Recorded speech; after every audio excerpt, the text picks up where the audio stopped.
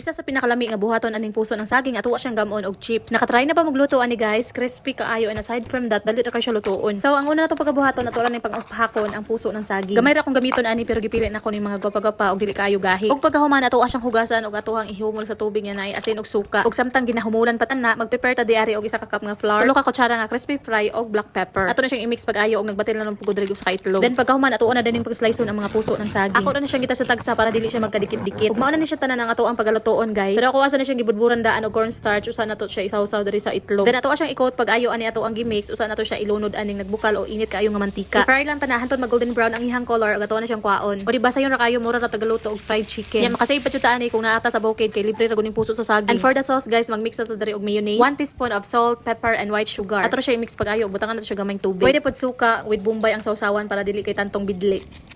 O diba, solve na jud ang ato ang afternoon snacks ani pinaagi aning puso ng saging. Crispy kayo, mura gyud siya pork chicharon. Di gyud mailhan nga puso ra din sa saging.